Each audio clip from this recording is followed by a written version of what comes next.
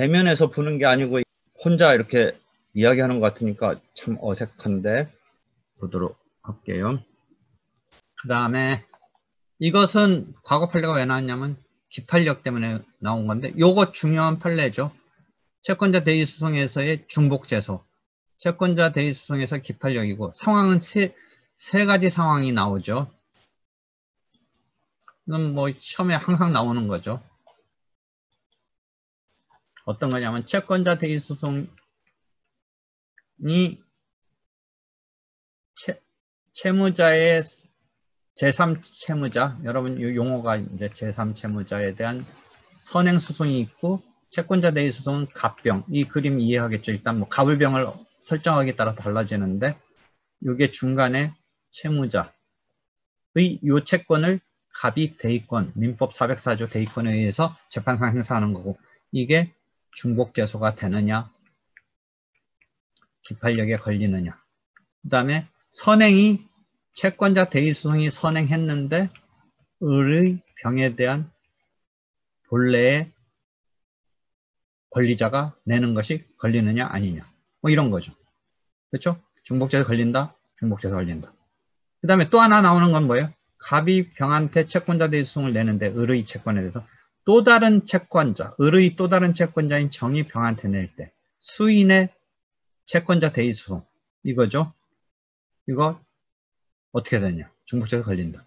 기판력은 채무자가 요 경우에, 요 두 번째 경우에 아까 70 아까 나오지 않아 아까 나온 건 아니네. 75년 전원합의체 판결이 뭐예요? 이걸 무조건 218조 조문은 사망과 관련돼서 218조 사망과 관련돼서 소송 담당으로 이론 구성을 했을 때 기판력이 미치는 경우로 곧바로 조문적으로는 갈 것 같은데 알았을 때 하나여 기판력이 미친다 이거죠. 이해되겠죠? 이게 75년도 중요 판례죠. 되겠어요? 이런 거죠. 수인의 채권자 대의소송이 그 사람 사이에 기판력이 미치느냐도 알았을 때 한해서 기판력이 미친다. 뭐 이런 것 등이죠. 이해되겠죠? 이게 기본 법리고 시험에 이 부분이 최고 많이 나오고 시험에는 이 부분이 최고 많이 나오고 그렇죠? 중복재소에서도 뭐 나오고 그 다음에 2014년에 뭐가 하나 있었어요. 이거랑 유사한 구조를 갖는 추신금 청구에서 뭐가 있었어요. 원래 채권자가 자기의 채무자한테 소송을 제기하고 있는데 을에 대해서 채권자인 갑이 추신명령에 따라서 추신금 청구해소를 2차전으로 냈을 때 중복재소에 걸리느냐 아니냐 해서 2014년 되게 싸움, 다툼이랄까? 이런 논쟁이 있는 이런 판례인데 중복재소에 걸린다 보면서 아니다라고 하는 거죠. 그러니까 채권자 대의소송의 법리가 적용되면 같은 구조로 본다면 중복재소에 걸릴 것 같은데 걸리지 않는다고 전원합의체. 소수 의견은 반대 의견은 채권자 대의소송과 마찬가지로 중복재소에 걸리는 것으로 법리 구성해야 된다고 봤는데 그렇지 않다고 본 게 2014년 전원합의체 판결이에요. 이 부분 여러분이 민사소송법 말고 추신금 뭐 이러니까 집행법적인 것이긴 한데 결국 이건 당연히 알고 있어야 되는 그런 판례이죠. 이해됐어요? 거기까지? 됐죠? 근데 이게 왜 나왔느냐?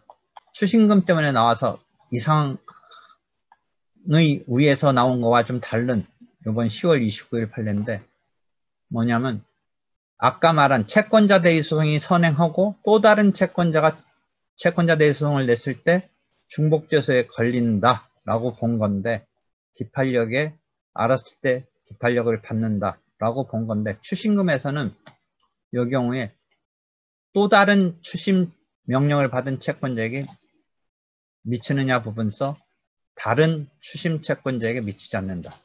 본격적인 뭐 집행법이면서도 소송이니까 민사소송인데 무슨 말이냐 요게 대상 판결이 하급심에서는 채권자 대위 소송처럼 여기도 보려고 했는데 미치지 않는다고 본 거예요. 이해되겠죠? 어떤 상황이냐면 갑이 을의 병에 대한 채권자 대위 소송이든 추심 소송이든 본래는 이게 소송 담당으로 보잖아요. 소송 담당으로 보니까 218조 3항에 의해서 판결의 효력이 작동하는데 채권자 대위 소송에서는 218조 3항을 절충적으로 해석해서 알았을 때 하나의 판결의 효력을 받는다. 을이 뭐 이런 법리 75년도 전원합의체 판결. 그 다음에 을에 대한 또 다른 채권자 정이 등장을 해요. 이렇게 됐을 때 이 갑과 정의 관계는 어떻게 되느냐. 둘 다 을의 병에 대한 이 채권에 대해서 선행, 추심, 후행, 추심 이런 상황이죠.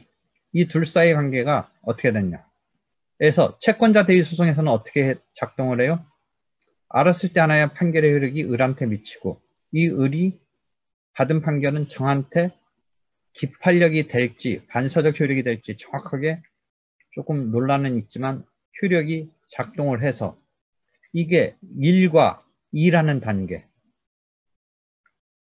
갑이 받은 판결은 을에게 미치고 을이 받은 판결은 또 다른 채권자 정에게 기판력이 될지 반사적 효력이 될지 뭔가 작동을 하니까 이 1과 2를 플러스하면 결국 갑과 정은 판결이 이렇게 연동돼서 영향을 받는 것이다 라고 보는 게 채권자 대위 소송에서의 판례예요.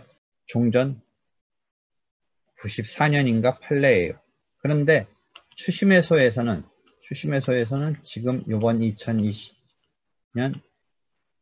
10월 판결이 이게 효력이 생기지 않는다. 서로 미치지 않는다. 해서 채권자 대위 소송과는 조금 다른. 그러니까 중복제소에서도 2014년 판례가 달리 보았듯이 이 경우에 달리 본 판례인 거예요.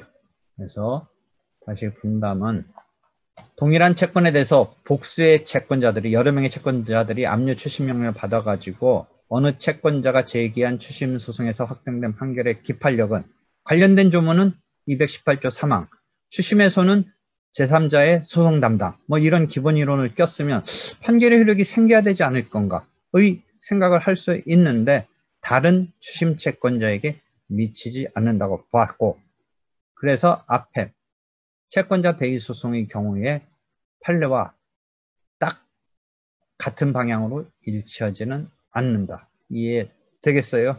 됐죠? 아까 앞에 94년도 채권자 대위 소송에서의 판결과 비교해 보세요.